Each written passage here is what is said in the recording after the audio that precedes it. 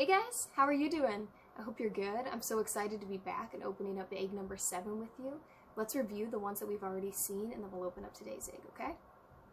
Alright, so you remember that Jesus came into the city on a donkey as a king in peace. And then that his friend Judas betrayed him to the Pharisees for 30 pieces of silver.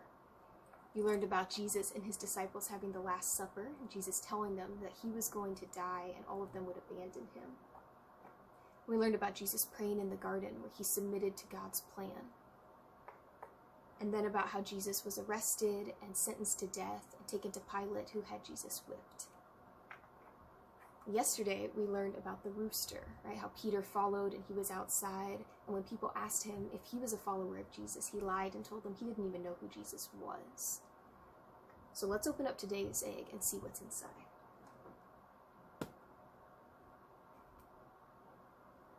So this is a crown, but it's made of thorns. Maybe you've seen a picture of this before. We're going to talk about what it means.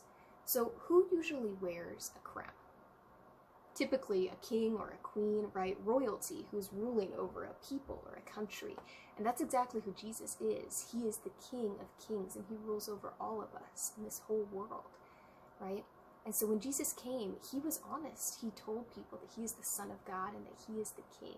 The Pharisees did not like that. They did not want Jesus to rule over them. And they made up this lie that he was trying to overthrow the Roman rulers. So they took him to Pilate, who asked Jesus if he was a king. Jesus was honest. He told him, "Yes, I am." And Pilate didn't want Jesus killed. He wanted to let him go, but the people kept crying, "Crucify him, crucify him." So eventually Pilate gave in and he gave Jesus to the soldiers to be killed. Now, the soldiers did not understand why a king would allow himself to die like that. They made fun of him. They didn't think he really was who he said he was. And so after they whipped him, they gathered around to make fun of him and to mock him. And one of the things they used was a crown of thorns. So let's read from the Bible and see what happened. This is from Matthew 27. It says, "Then the soldiers took Jesus into the governor's headquarters and gathered the whole company of soldiers around him.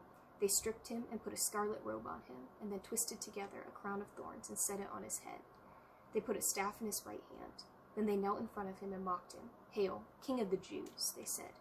They spit on him and took the staff and struck him on the head again and again. After they had mocked him, they took off the robe and put his own clothes on him. Then they led him away to crucify him." What the soldiers did not understand is that Jesus really is a king. They wanted to hurt and humiliate him by crowning him with thorns before they killed him.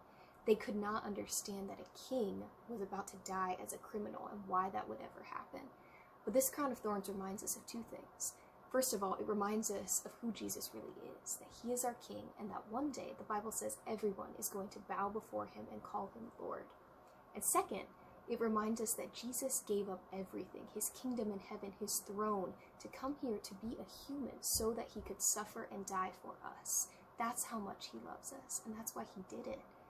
So tomorrow you'll have to learn about the next egg and what happens next to Jesus in the story, okay? For now, let's go over the memory verse.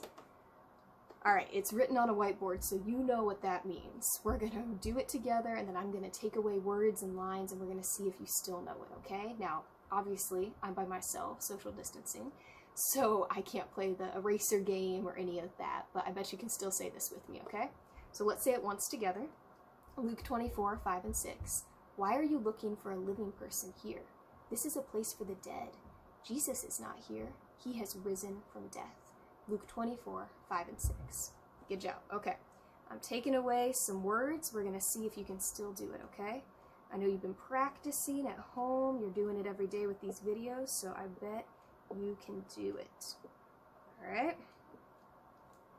Let's try it again. "Why are you looking for a living person here? This is a place for the dead. Jesus is not here. He has risen from death." Luke 24, 5 and 6. Could you do it? Alright, well, let's take away more and see, okay? I know you guys are probably yelling, "Just take it all off. I got it. I got it." Well, we'll see. We'll see. Okay. Let's try it again. Luke 24, 5 and 6. "Why are you looking for a living person here? This is a place for the dead. Jesus is not here. He has risen from death." Luke 24, 5 and 6. Nothing? Can you do it? Let's try. Luke 24, 5 and 6. Why are you looking for a living person here? This is a place for the dead. Jesus is not here. He has risen from death. Luke 24, 5 and 6. Great job, guys. Thanks so much for doing this with me, and we'll see you next time.